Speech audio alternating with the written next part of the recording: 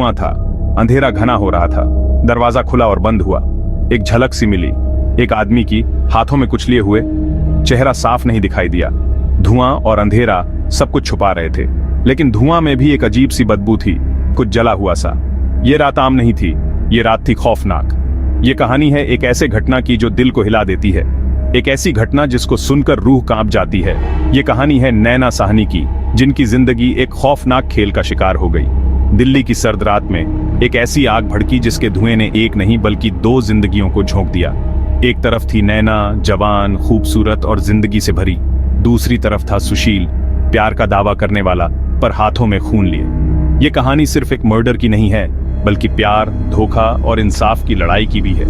ये कहानी है उस रात की जब धुआं और अंधेरा एक खौफनाक सच को छुपाने की नाकाम कोशिश कर रहे थे। नैना, एक नाम जिसका मतलब ही था आंखों वाली। बड़ी बड़ी खूबसूरत आंखों वाली नैना, जिसके सपने भी उतने ही बड़े और रंगीन थे।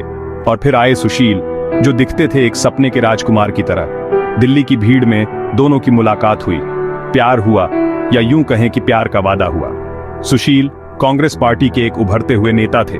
उनकी पर्सनैलिटी में एक अलग ही कैरिस्मा था जो नैना को अपनी तरफ खींच लाया। दोनों ने शादी की, एक दूसरे के होने का वादा किया। शुरुआत में सब कुछ एक खूबसूरत सपने की तरह था। नैना के लिए सुशील उनकी दुनिया थे। उनकी जिंदगी सुशील के इर्द गिर्द घूमती थी। सुशील के सपने उनके सपने बन गए, सुशील की कहुशी उनकी कहुशी बन गई। लेकिन प्यार की ये नई नई नैया शक के समंदर में जाने कब डूबी, किसी को पता ही नहीं चला। वक्त के साथ प्यार का रंग फीका पड़ने लगा। सुशील का व्यवहार बदलने लगा। शक ने प्यार की जगह ले ली। नैना को लगने लगा कि सुशील उन पर शक करते हैं, उनकी हर बात पर नजर रखते हैं। घर की दीवारें जो कभी सुरक्षा देती थीं, अब कैदखाना लगने लगी थी। सुशील के फोन आते, देर रात तक बातें होती। नैना ने जब भी पूछने की कोशिश की, झगड़ा होने लगा। शक की आग और तेज होती गई। नैना को एहसास होने लगा कि शायद उन्होंने गलत इंसान को चुना है। शायद उनकी जिंदगी उनकी सोच से भी ज्यादा उलझी हुई है। नैना ने आजादी की सांस लेने की कोशिश की। उन्होंने अपने लिए जीना चाहा, अपनी पहचान बनाना चाहा, लेकिन ये बात सुशील को मंजूर नहीं थी। वो नैना को अपने कब्जे में रखना चाहता था, एक प्यारी सी पन्नाह की तरह। आग और खून, द नाइट ऑफ बिट्रेयल। वो रात ऐसी आई जिसको नैना कभी भूला नहीं सकती थी, क्योंकि वो उस रात जिंदा ही नहीं रही। झगड़ा हुआ, तेज आवाज में बातें हुई, और फिर एक गोली की आवाज, जिसके बाद सब कुछ शांत हो गया। दिल्ली की वो रात नैना की आखिरी रात बन गई। सुशील ने, जिसको नैना अपना सब कुछ मानती थी, उसी ने उन्हें धोखा दिया। गुस्से में, नफरत में या फिर शक के नशे में सुशील ने नैना को गोली मार दी।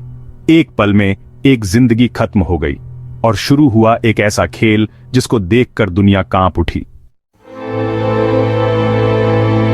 तंदूर की आग, अ गास्टली डिस्कवरी। दिल्ली के एक बाग में एक रेस्टोरेंट था, बगिया रेस्टोरेंट। उस रेस्टोरेंट का तंदूर जिसमें कबाब सेकते थे, उस रात एक खौफनाक सच का गवाह बना। सुशील ने अपने घिनौनेपन की इंतहा करते हुए नैना की लाश को जलाने की कोशिश की उस तंदूर में, लेकिन झूठी बाजी का पल्लू ज्यादा देर तक नहीं टिकता।